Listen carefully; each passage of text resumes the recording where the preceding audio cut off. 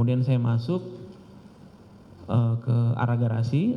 Di dalamnya agak dalam sedikit mendekati pintu dapur, garasi bagian dalam ada Pak FS saat itu di situ. Oke. Yang berdiri membelakangi saya saat itu. Dia membelakangi. Jadi begitu saya datang terus dia langsung berpaling. Kemudian Pak FS menyampaikan ke saya, Kasat kamu sini, ikut saya. Begitu yang mulia. Kemudian saya, siap jenderal.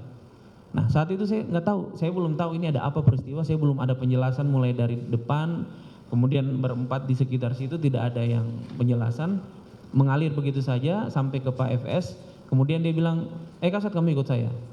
Nah pada saat itu kita masuklah melalui akses pintu dapur yang mulia. Lewat pintu dapur, oke. Saat melalui pintu dapur itu, kemudian dari pintu dapur ada 2 pintu sebagai akses, kemudian tembusan ke ruang tengah yang mulia. Nah pada saat, siap. Pada saat saudara bertemu dengan saudara FS tadi, apakah dia masih pegang senjata? Saya tidak lihat dia memegang senjata yang mulia.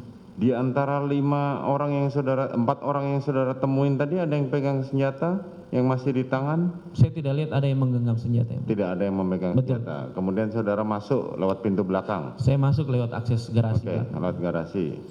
Kemudian masuk, saya mengikuti FS, Pak FS. Saat itu masuk, kemudian FS sambil menyampaikan bahwa ini tadi saya baru dapat informasi ada tembak menembak antara anggota saya. Dia menyampaikan seperti itu sambil berjalan yang mulia.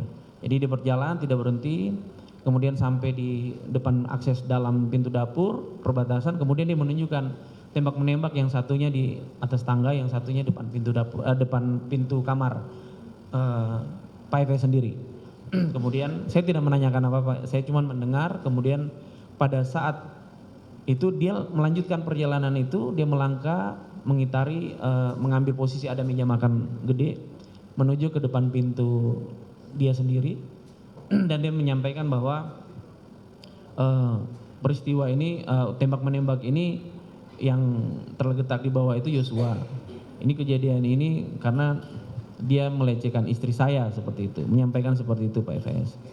Kemudian pada saat dia sambil menerangkan, kemudian dia menepak tembok, agak keras menepak tembok, karena saya pas dia berdiri di depan pintu kamar begitu, dia menepak tembok yang keras. Saya agak sempat kaget juga yang mulia, karena lagi mengalir mendengarkan, kemudian menepak tembok, kemudian kepalanya ditunduk ke tembok, kemudian dia melihat saya terus sambil menggeleng-geleng kepala, matanya agak berkaca-kaca, dan dia bilang, ini kejadian ini melecehkan ini sebelumnya terjadi di Magelang, seperti itu.